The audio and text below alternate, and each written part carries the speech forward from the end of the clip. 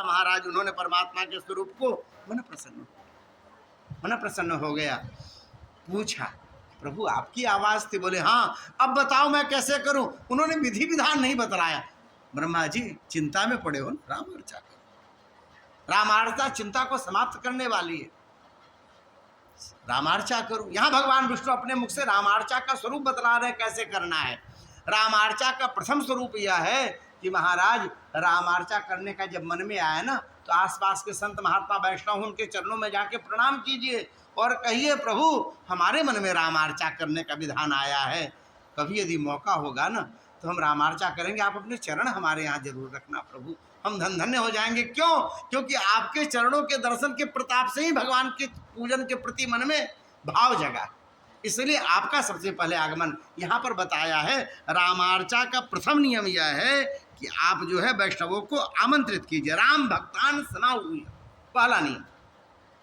बंधु वर्गान सुहृद द्विजान, यहाँ पर सबसे पहला नियम बताया कि आप पहले उनको निमंत्रित कर दीजिए। अच्छा भैया कब है, डेट उट बता दो, बस आशीर्वाद दो महाराज जल्दी कर हैं, ऐसा कह के उसके बाद क्या करें, अपने घर परिवार वाले सबको खबर करें, देखो भैया छुट्टी अपना बचा के रखना, हम रामार्चा करने वाले हैं, तब ये मत कहना ये नहीं है वो नहीं है, ऐसे नहीं है, गाड़ी नहीं मिली, टिकट नहीं मिल रही है, हम खबर करेंगे, आप टिकट बना के आना, हम आपके साथ बैठ के रामार्चा कथा सुनेंगे। उसके बाद क्या करें, अच्छे सा मुहूर्त अब निकलवाई, ब्राह्मण से कह के, पंडित जी मुहूर्त निकाल दो, सबको कहाँ है, पर मुहूर्त नहीं निकला है तो मन में संकोच हो रहा है, हैं? इसलिए आप पहले मुहूर्त निकाल दीजिए, सबको खबर कर दें कि हमारे यहाँ रामार्चा इस डेट को हो रही है।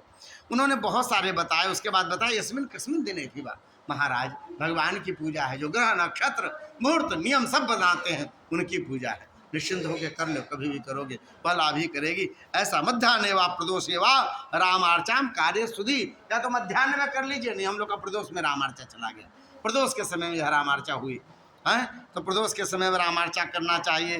क्या करना चाहिए, सुंदर से स्थान को आप लीप लीजिए, गोबर से गौमूत्र से लीप करके, और वहाँ पे बड़ा सुंदर एक जो है मंडप बनाइए, सफल जो केले के जो है सो पेड़ हैं फल सहित, उनको लगा करके एक बड़ा सुंदर चौकी पर 21 कोष्ठक यंत्र बनाते हैं। रोपेत कदली स्तंभस चतुष्कोणे सफलताम तन्न मध्य चतुस्रस्त्रम च पीठकम लक्षण उत्तमम, उस पर जो है आप जो है बड़ा सुंदर एक यंत्र बनाते हैं।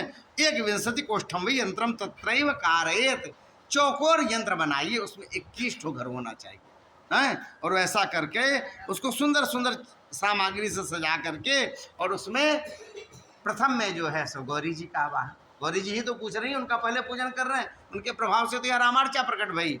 उसके बाद फिर गणपति का पूजन, फिर क्रम में करते हुए शंकर भगवान का अंतिम में पूजन, 23 देवी देवता का। उसके बाद जो है फिर से आप दोबारा में जब पूजन शुरू करेंगे तो महाराज प्रथम में पूजन करेंगे अयोध्या जी का, और 13वां पूजन करेंगे अष्टमंत्रियों। फिर से आप पूजन शुरू करेंगे तृतीय आवरण में सब सामग्री शुद्ध करके पवित्र करके और विधि व्यवस्था सुंदर बना करके।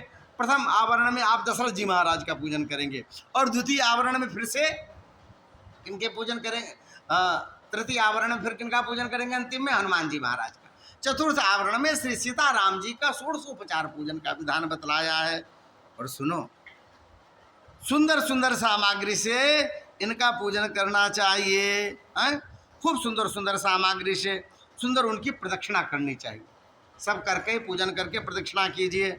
और राम जी का प्रसाद हनुमान जी को पवाइए, जितने भी देवी देवता का आवाहन किया उन सबको पवाइए। और उसके बाद कुरिया देवम विधान है ना रामार्चाम भक्ति तो विधे, खूब भक्ति से करना चाहिए। यथा विभव विस्तारो, भगवान ने जैसा वैभव दिया, जैसी व्यवस्था आपको दी है उसमें विस्तार करना चाहिए। वित्त साठ्यम न कारयेत, उसमें वित्त साठ्य नहीं करना चाहिए, दोष लगते। कई बार लोग कहते हैं महाराज रामार्चा कराया तो था, बना नहीं, कैसे कराया, ये होता है ना, अपना जितना दिया हुआ है अपना पूरा 100% देना चाहिए। ठाकुर आपने जो दिया इन सामग्रियों में श्रेष्ठतम यही है, हम लेकर के आए, हमने अपने लिए तो कभी ऐसा देखा नहीं, आपके लिए लेकर के आए, इस भाव से करना चाहिए। आप यदि कर पाओ तो सोने की प्रतिमा रखिए, सुवर्ण प्रतिमा मध्य, या शालिग्राम शिलोपरि, या तो शालिग्राम जी के ऊपर इनकी पूजा करें।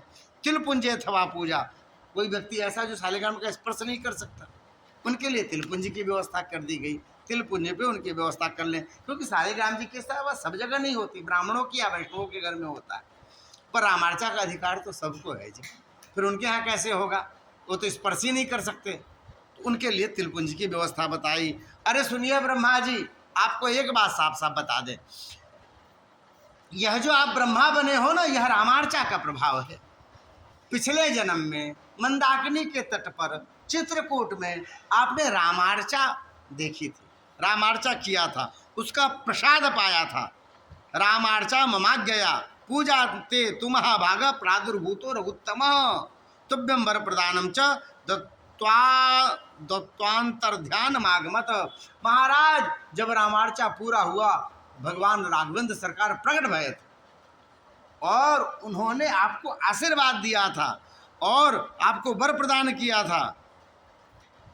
उसके बाद आपने उनके प्रसाद को सबको बांट करके पाया था, उसका प्रभाव है इस जन्म में आप ब्रह्मा बने। रामार्चा करने का, उसके प्रसाद पाने का यह प्रभाव है। इसलिए जो इसको मन से नहीं पाता महाराज, उस जीव के लिए मानना चाहिए इसके जीवन में बड़े दुख आने। यहाँ लिखा है महादुखार्जितो भूत्वा रौरवे नरके ब्रजेत। जो रामार्चा के प्रसाद का अपमान करता है उसका वो महारौरव नरक में जाता है। महाराज बहुत दुख पाता है। महाराज, इस रामार्चा के प्रसाद को पाने से ब्रह्महत्या जैसे जो पाप अकाट्य होते हैं वह भी पाप नष्ट हो जाते हैं। मन वचन कर्म से जो भी पाप किए गए हैं, करोड़ों जन्मों के जो भी पाप किए हुए हैं, सब नष्ट हो जाते। नश्येद राम भुक्तान्न भक्षणात्, वह राम जी के इस दिव्य प्रसाद को पाने से समाप्त हो जाते हैं। और सुनो महाराज,